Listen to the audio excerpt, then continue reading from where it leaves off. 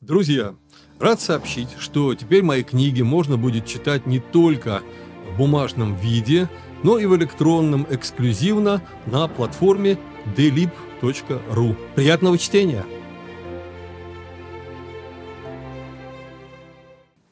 Здравствуйте, уважаемые любители истории. Сегодня у нас с вами очень интересная и редкая, я бы сказал, тема, потому что, конечно, актуальность ее вы увидите сегодня после выступления как раз наших уважаемых гостей, потому что этот вопрос, он всегда поднимался и имел всегда очень много таких направлений для того, чтобы люди лучше понимали развитие непосредственно православия в разных народах и на разных территориях. И вот сегодня у нас как раз тема встречи называется «Православные татары в России.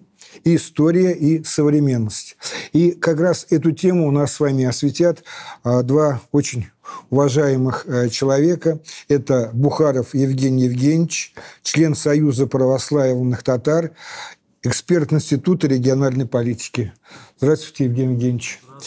И его прекрасная супруга Бухарова Динара Абдулбиаровна, председатель Союза православных татар, директор Татарского национальной культурной автономии, района Теплый Стан, глава Московской татарской православно-христианской общины.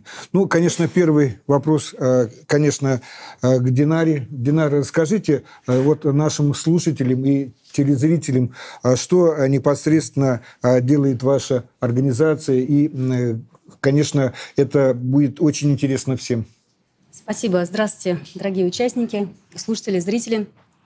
Наша община существует с 2003 года. Ее основатель – отец Даниил Сысоев.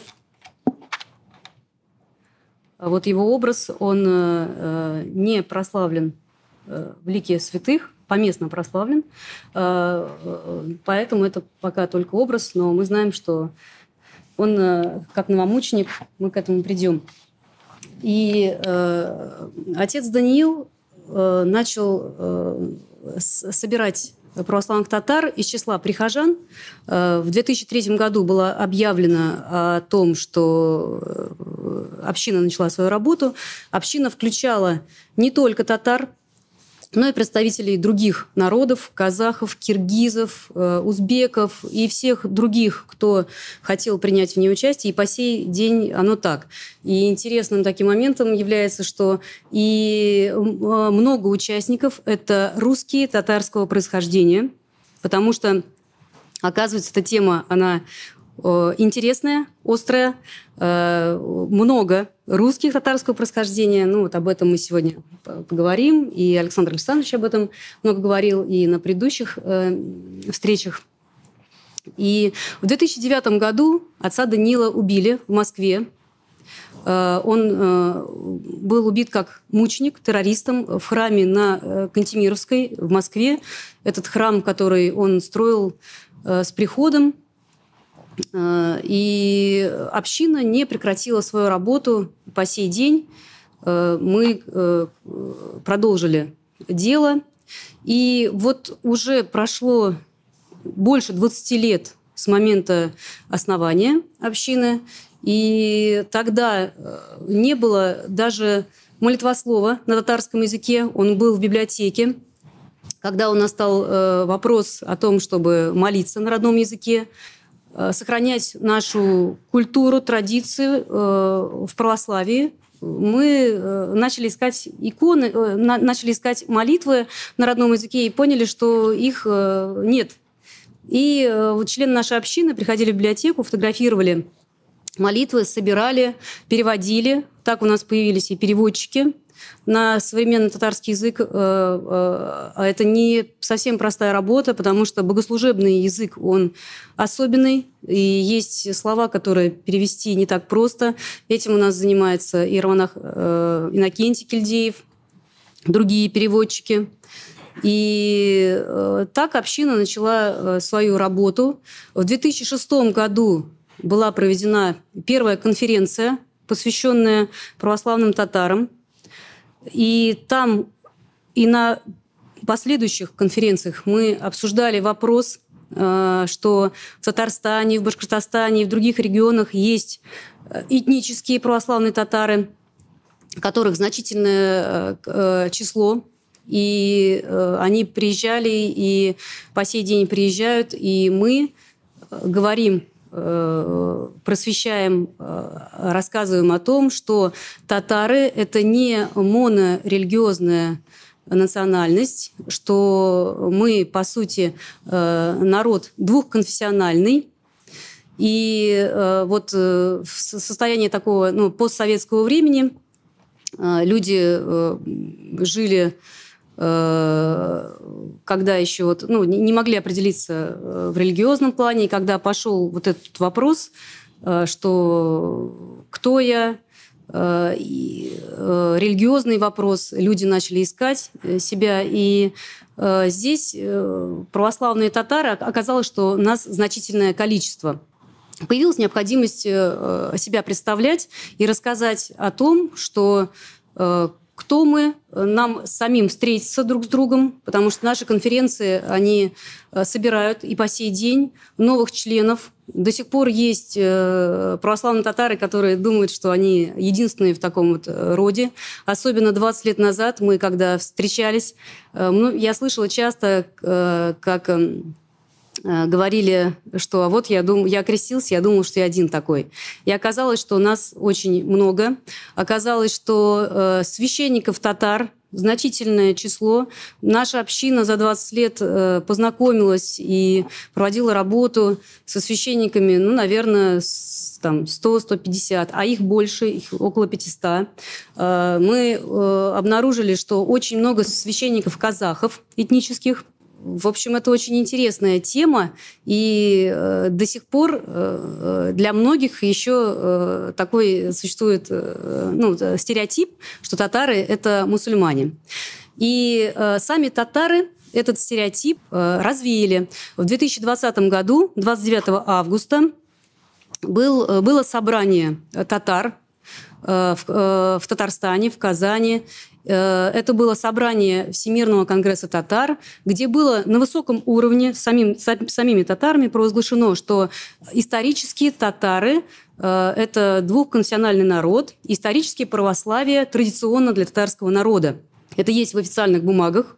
Это можно посмотреть, вот так вот вести, как я сказала. Эту информацию мы постоянно напоминаем, когда люди говорят, что вот эти вот стереотипно мыслят. Мы говорим, что нет. Сами татары уже признали, что православие традиционно для татарского народа. И что хотелось бы еще... Сейчас перейдем к исторической тоже части. Хотелось бы сказать, что мы хотели вас познакомить с татарским православным искусством. Это Шамаиль. Здесь молитвы православные. Мы Бога славим, говорим Аллах, Аллах. И здесь вот молитва Мытаря представлена на татарском языке арабизированным шрифтом. Вот тоже маленький такой Шамаиль. 3 святое. Святый Аллах, святый Кудратле, святый Улемсец, бездны ярлыка. Вот на татарском языке. Почему мы развиваем это искусство? Потому что когда мы принимаем православие, мы не перестаем быть татарами. Тоже один из стереотипов, что человек, который принял православие, он теряет свою национальность.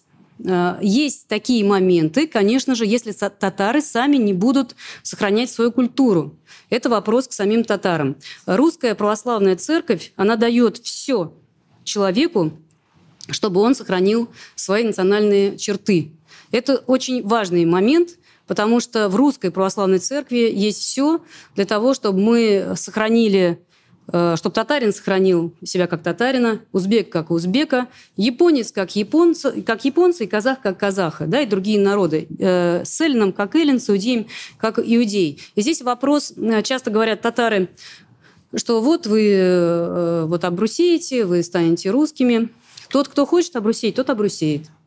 Тот, кто хочет остаться татарином и передать своим детям татарское в православии, у него есть для этого все. И наша община, она собрала таких людей, которым все татарское очень радостно. Тем более Москва – это такой вот как плавильный котел. Мы здесь все учимся в школах на русском языке говорим. У нас здесь языковая среда утеряна, как правило. Да, с родственниками общаются редко, потому что бегом-бегом, суета. И когда люди к нам приходят в татарскую общину, просто услышать родную речь, даже минимальную, очень даже становится радостно и близко. Мы провели вот сейчас 2024 год. В 2006 году у нас была первая конференция православных татар. Она еще прошла при отце Данииле Сысоеве. Все остальные конференции у нас уже проходили без него.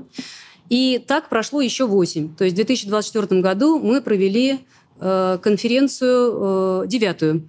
И 3 последних конференции прошли в рамках рождественских чтений на территории Высокопетровского монастыря. И уже традиционно на следующий день конференции мы собирались вместе на литургии на тюркских языках. То есть тоже такой прорыв в нашей церкви, что литургия пошла на родных языках.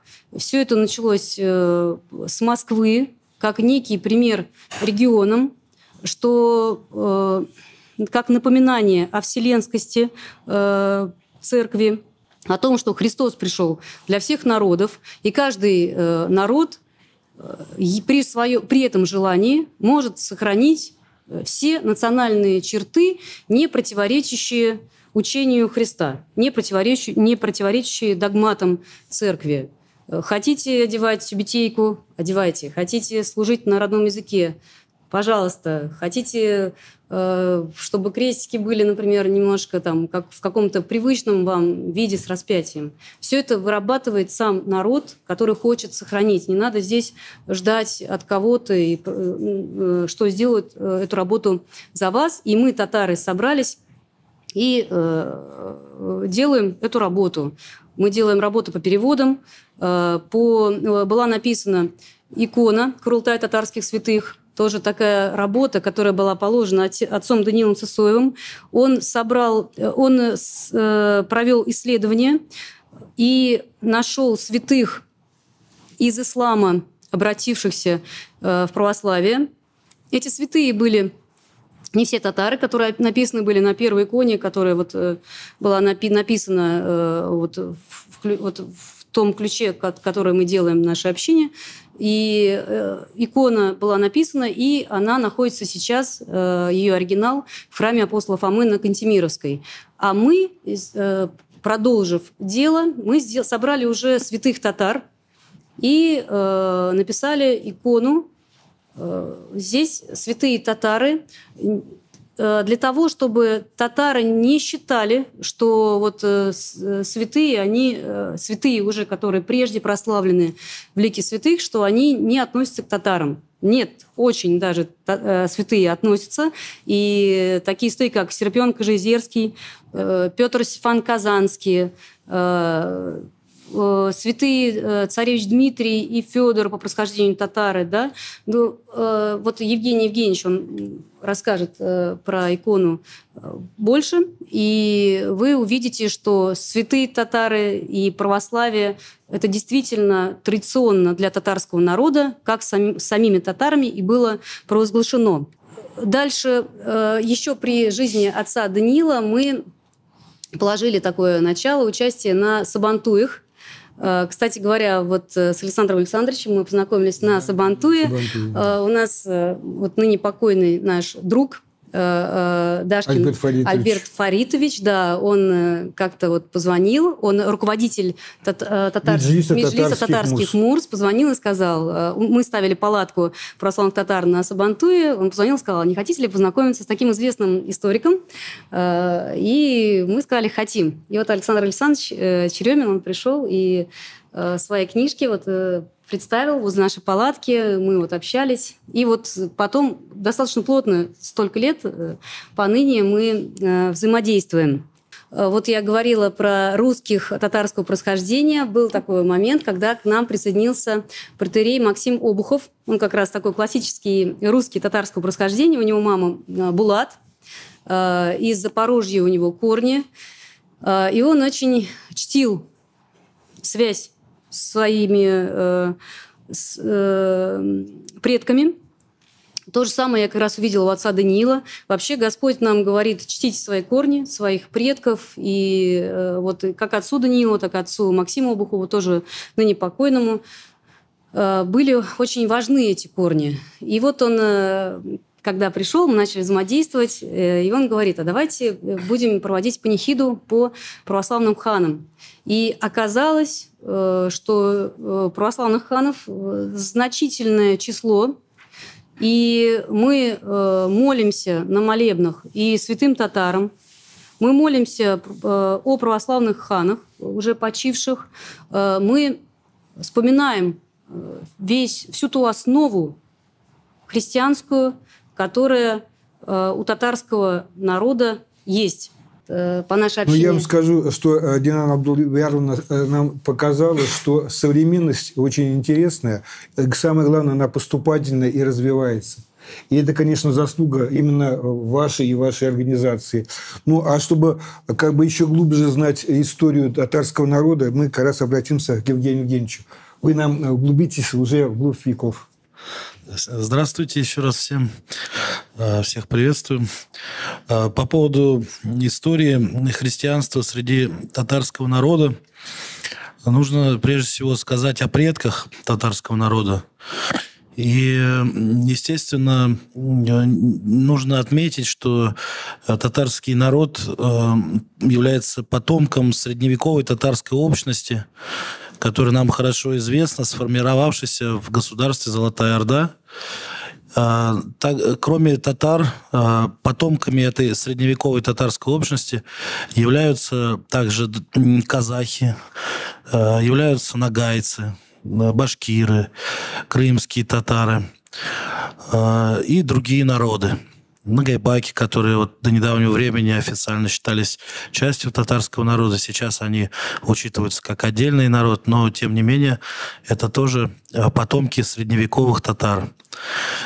Кроме того, нужно отметить, что татарский народ, вот средневековые татары, как и их потомки, они сложились очень интересно, и есть определенные отличия их формирования от других народов. В частности, вот если мы сейчас спросим, на каких языках разговаривают татары, то мы отметим, что это не только татарский язык.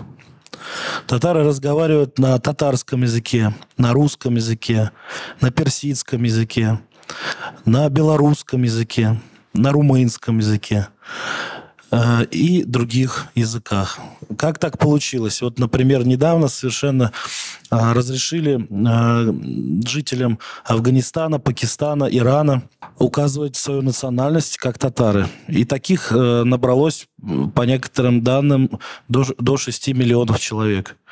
То есть, если мы будем говорить о потомках тех средневековых татар, да, я, конечно же, должен упомянуть о монголоязычных потомках тех средневековых татар или халхасоязычных, если вот говорить языком лингвистики. То есть мы видим, что, да, большинство потомков средневековых татар – это тюрки по языку, тюркоязычные народы, то есть это такая группа внутри алтайской языковой семьи, но не все потомки средневековых татар, они тюркоязычные. Некоторые ираноязычные, некоторые халхасоязычные, монголоязычные. И, в Скандинавии проживают. Да, 800 татар в Финляндии живут. Да, то есть мы видим, что татары чем-то напоминают евреев. То есть есть евреи, которые разговаривают на разных языках, вот, и по-разному выглядят, и, в общем-то, генетически кажется, что это разные люди, вот, но, тем не менее, все ощущают себя частью вот этой общности еврейской. Ну, такое некоторое сравнение. Тоже нечто подобное есть у татар. Вот. И вот в этом смысле татарами являются, конечно же, не только все кыпчакоязычные представители потомков татар, то есть есть такая кыпчакская подгруппа, тюркская группа из алтайской языковой семьи, но также и представители других подгрупп и даже групп. Вот. Поэтому вот с учетом всего этого, в чем особенность современных татар? Ну, во-первых, это особенность в том, что они сохранили фамилию. Вот это вот название татар, это как фамилия. Все остальные как бы эту фамилию по тем или иным причинам утратили либо полностью, либо частично. Но, тем не менее, еще в Российской империи потомков средневековой татарской общности именовали татар. И в основном все тюркоязычные народы Российской империи назывались татарами. И это правильно. И здесь нет никакой ошибки, никакой-то натянутости. То есть это действительно так. И вот, лично мое мнение, мне, например, непонятно, почему мы называем группу, тюркскую языковую группу называем тюркской, да? То есть вот есть у нас монгольская языковая группа, родственная тюркской, а также входящая в алтайскую языковую семью. Вот туда же входит у нас в алтайскую языковую семью там тунгусско-манчжурская группа. По некоторым классификациям туда входит корейская группа, японская группа. Вот. И тюркская, она самая западная из вот этих вот алтайских народов. И почему-то мы ее называем тюркской. Хотя, на мой взгляд, исторически оправданно ее называть татарская. Потому что татары – это уже бренд России. Россия – это то, без чего нет татар, а татары – это то, без чего нет России. То есть здесь такая взаимосвязь глубинная. Вот. Ну и никакого влияния Турции, конечно же, не будет, если будет эта группа называться татарская языковая группа алтайской языковой семьи. При том, что каждый народ останется со своим названием, тем, который ему привычен. Да? Там есть казахи. Хотел сказать, что 1613 год. Смутное время. Да. Два народа, русские и татары, да. которые также пришли с Верхней Волги, они спасли государство, и получились именно образующие эти народы, восстановили московское государство. Конечно. Здесь очень важно отметить, что татарский народ, он второй государствообразующий народ в России. То есть это еще одно отличие татарского народа от других народов России. То есть, если кто-то говорит, что вот там татары как бы претендуют на какое-то там лидерство, первенство, ну, я отвечу, действительно, это так, это исторически так же, как первенство русского народа. То есть, есть русский народ, который государствообразующий, и второй государствообразующий – это татарский народ. Еще когда добавить, вот смотрите, Иван IV Васильевич. Татарская кровь. Да. Борис Годунов, татарская кровь. Романовы, татарская кровь. Любого мы берем государственного деятеля России, у каждого татарская кровь. Да, первый, вот, действительно. И здесь мы поговорим, почему мы говорим про единый два как бы народа, но это все-таки как бы единый народ, вот русский и татарский. То есть мы говорим о единстве русско-татарском, о единстве русско-татарском на основе православия. Значит, ну, перед этим подчеркну, что вот как русский народ разделенный, да, мы знаем, есть великороссы, есть белороссы, есть малороссы, есть червонороссы, есть карпатороссы, а все это вместе потомки той общности, которая и на сегодняшний момент имеет право на единство, и единство, оно есть действительно на основе православия, это русский народ. Точно так же есть у нас единый татарский народ, но этот единый татарский народ, он также разделенный. Это не только современные татары, это и казахи, это и нагайбаки, это и нагайцы, это и каракалпаки, крымские татары, и вот вновь открывшиеся нам татары Ирана, Афганистана, Пакистана, вот, и другие народы. И здесь мы говорим о том, что этот народ также разделен. И именно эта основа потом интеграции с Казахстаном. Ведь нам нужно будет все равно с Казахстаном интегрироваться. И вот в этой интеграции с Казахстаном мало лишь одного славянского фактора. Здесь необходимо еще учитывать тот татарский фактор. То есть русские, разделенные по разным государствам, также татары, разделенные по разным государствам. Тот же самый казахский народ – это тоже татары. И это все наше единство, все наше единое. И на чем же это единство базируется? Оно базируется на православии. И это никак не противоречит дружбе с мусульманами, никак не противоречит. Потому что вот за счет того, что татары двухконфессиональный народ, то они являются едиными с русскими по вере, и едиными с татарами-мусульманами по крови. И таким образом через православных татар, через православную часть татарского народа соединяются мусульмане с христианами в нашем обществе. То есть единые по крови православным татарам мусульмане становятся через православных татар едиными с русскими, потому что православные татары и русские едины по вере. И также и по крови, кстати говоря, православные татары и русские, сейчас вот к этому сейчас вернемся, они действительно едины и по крови, потому что была, во-первых, у нас единая элита русско-татарская или татарско-русская, единая культура, единая среда, единый национальный костюм, вот о чем я много раз слышал от Александра Александровича, я тоже, и мы всегда тоже подчеркиваем, что до реформ Петра I, до вот этой попытки сделать из россиян европейцев, у нас была единая русско-татарская культура. И даже это отражалось на внешнем виде.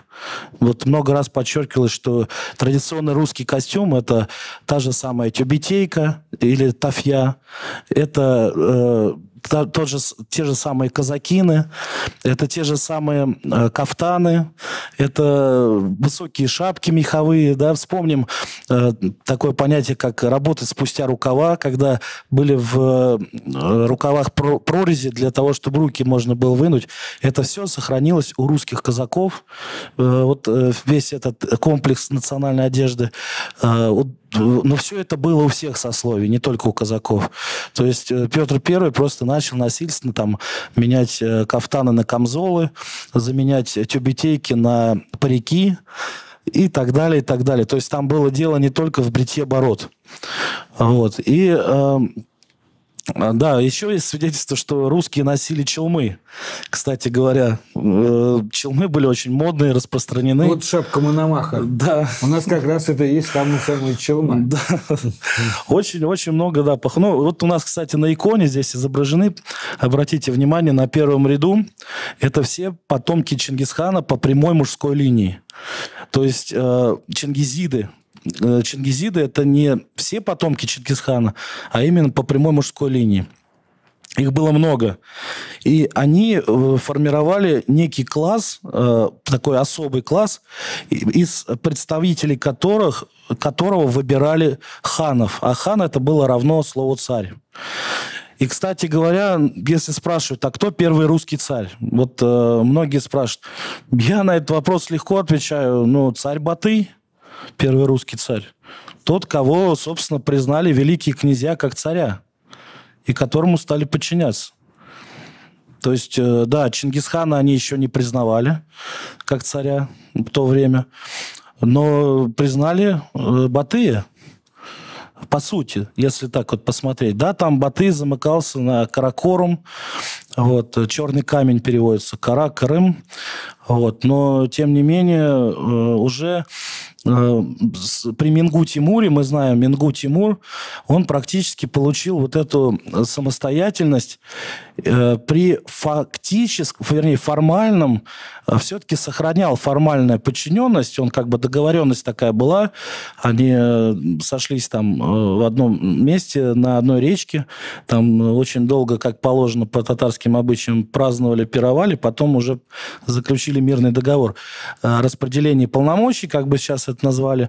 Но, тем не менее, почему так сложилось? Потому что ключевым вот в этом государстве, Золотой Орде, до правления хана Узбека был принцип веротерпимости и полной свободы вероисповеданий, но при особой роли христианской церкви, русской православной церкви в данном случае.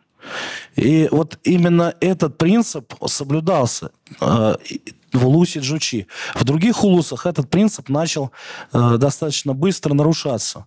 Как вот в более восточных улусах, там стало уже главенствовать буддийское направление. В государстве Ильханов там, соответственно, ислам стал главенствовать спустя непродолжительное время. Хотя Желтый крестовый поход организовывали прежде всего Хулагу, да, и его потомки хулагуиды, и им помогали татары улуса Джучи. Мы знаем, что этот поход, он длился 40 лет, с 1260 по 1300 год, 40 лет длился крестовый поход. И в этом походе, почему он так долго длился? Потому что ждали, чтобы все не были против. То есть, чтобы вот воины улуса Джучи, они не были против участия в этом походе. Потому что там был одно время правитель Берке, а он был мусульманин, и он выступал всячески, значит, против того, чтобы участвовали в этом желтом крестовом походе. То есть, вот такие были отношения. Но в итоге вот государство Ильханов, хулагуидов, оно также стало мусульманским, явно выраженным. И вот этот принцип свободы вероисповедания, он остался, ну да, в Джагатайском улусе там тоже стал главенствовать ислам, а вот именно вот тот принцип Чингисхана, он сохранялся именно в Золотой Орде. Почему мы особый акцент делаем на Золотой Орде? И он сохранялся до правления хана Узбека. Из кого же состояли вот та общность, из каких народов собралась вот эта средневековая татарская общность? И вот прежде всего нужно отметить два компонента. Первый компонент был наиболее многочисленный. Это были кыпчаки. И второй компонент это были татары. Те татары, которые были изначально у Чингисхана, потом у его сыновей и внуков. И вот мы знаем, что уже при Джучи уже кыпчаки выбрали сторону Чингисхана и Джучи. Джучи очень сильно любил кыпчаков, он вообще был далек от всяких военных действий, предпочитал в Кыпчакской степи проводить время. И мы знаем, что кыпчаки, как таковые, они уже в себе содержали значительный компонент, который назывался татар. То есть они были родственны татарам. Почему так сложилось, что они соединились, вот эти два компонента, кыпчакский компонент и татарский компонент? Потому что у кыпчаков еще там со времен их образования, когда они в 8 веке вместе с сирами, другими предками кыпчаков ушли, часть татар ушли, их, значит, предки кыпчаков, то есть сиры и татары, часть татар ушли на запад и сформировали кимакский каганат. Вот уже тогда как бы элита вот этого кимакского каганата называлась татар. Поэтому это слово, оно не появилось там уже после образования Золотой Орды на этих территориях или там после там, битвы на реке Калки или еще когда-то. За 150 лет до рождения Чингисхана уже кыпчаки, содержащие в себе племена, называющиеся татарами, они кочевали между Волгой и Доном, кочевали рядом с булгарами.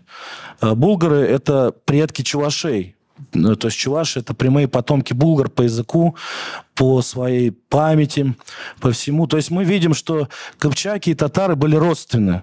А что же тогда, спросит, вот эта битва на Калке, что же это такое было? Ну, это была в какой-то степени разборка кыпчаков друг с другом.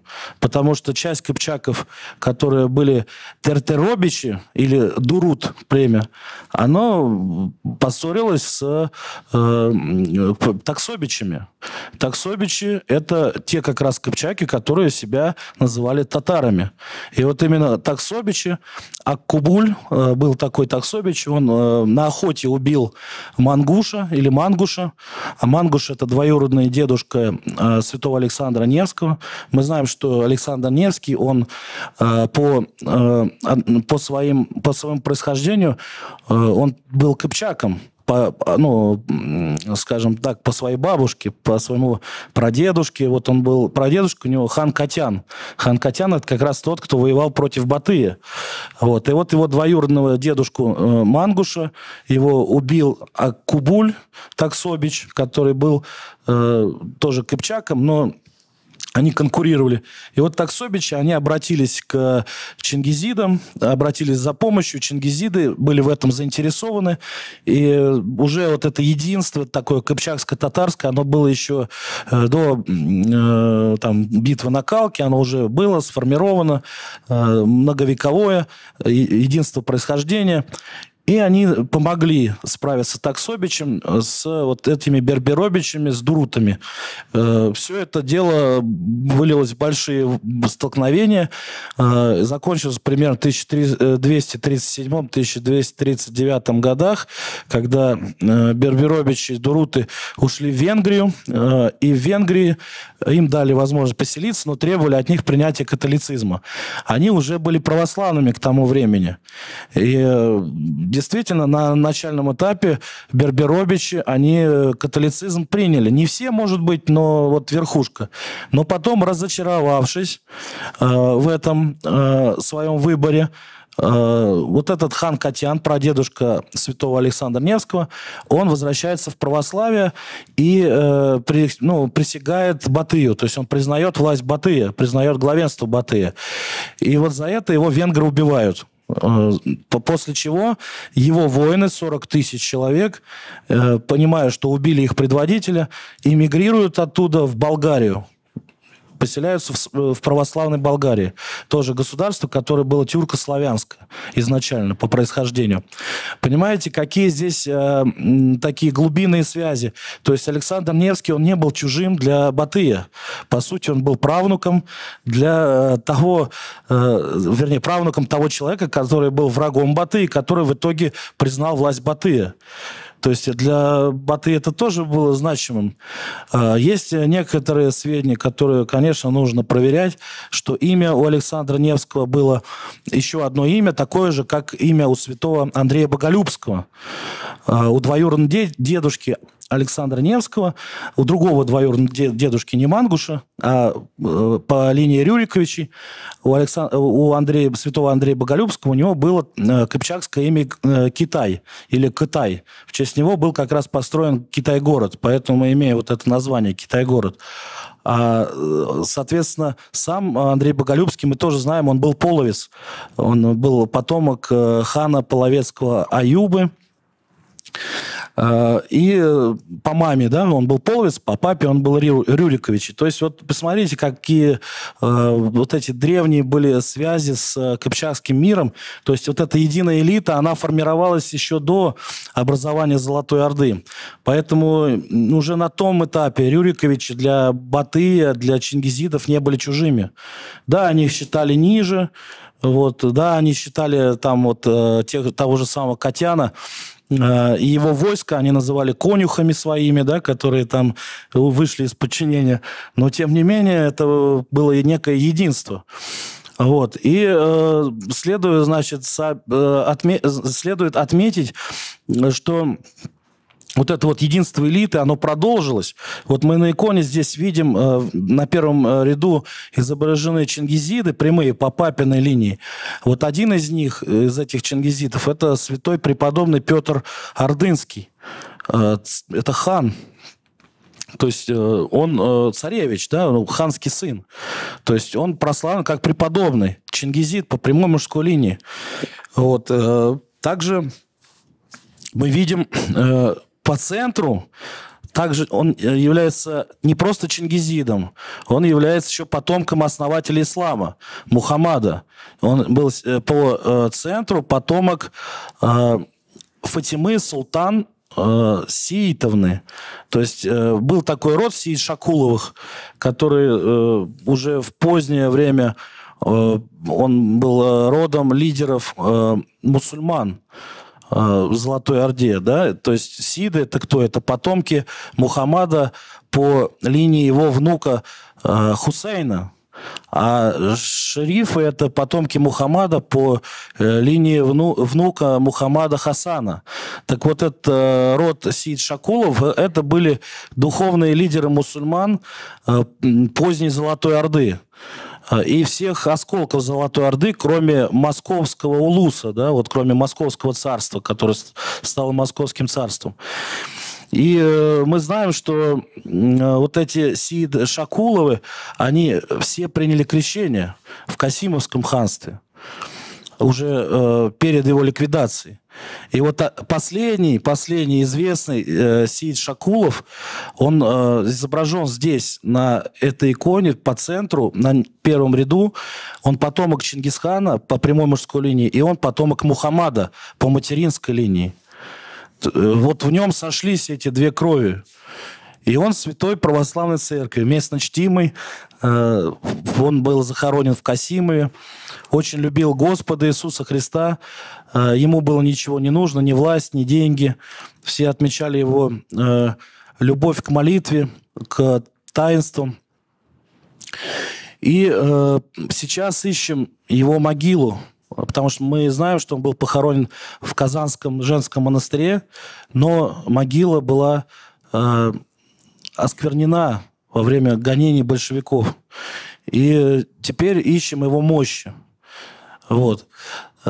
Следующий рядом из сидящих на первом ряду иконы это святой Чингизид Феодор, по-татарски Алабуляк, Долголяцкий, старостотерпец.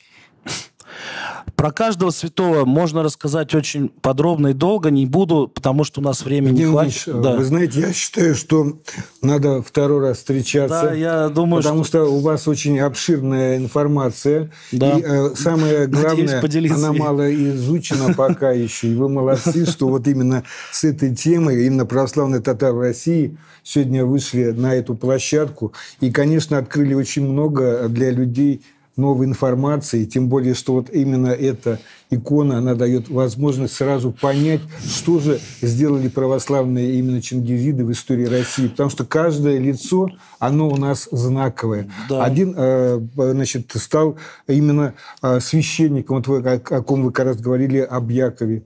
Вот, и его, конечно, заслуги были очень глубоки.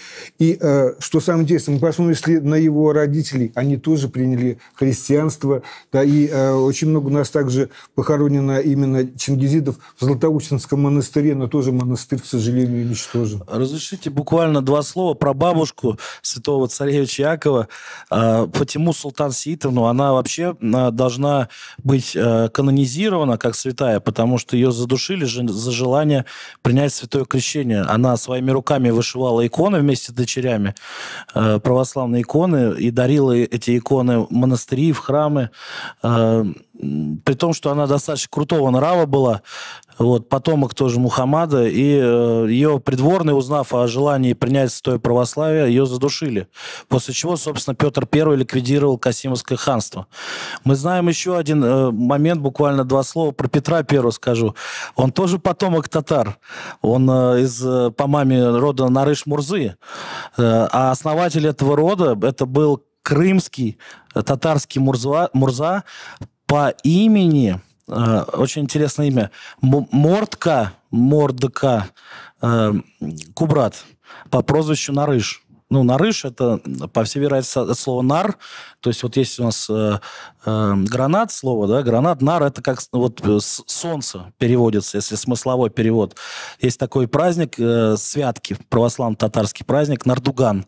Если дословно переводить, рождение вот этого солнечного света. Почему солнечного света? Потому что солнце – это символ Господа нашего Иисуса Христа, Исы Аль-Масиха.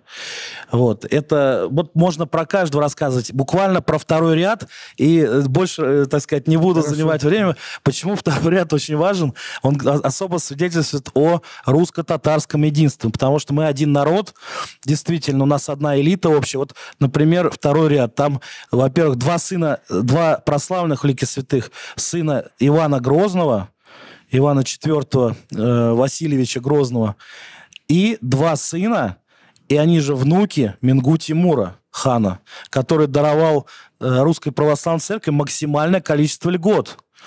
Вот. Это ярославские святые Давид и Константин. То есть это вот второй ряд, это просто... Причем это все одновременно, и русские святые, и татарские святые. Мы не можем сказать, что кто-то из них не русский святой или не татарский. Поэтому я здесь скажу, что никакого противоречия нет в этом. Быть и русским, и татарином. Это, наоборот, настолько естественно, что все, кто против этого, вот это противоестественно. Те, кто выступает против русско-татарского единства, это как раз противоестественно. Это как разорвать у человека, значит, сказать, что он либо потомок мамы, либо потомок папы.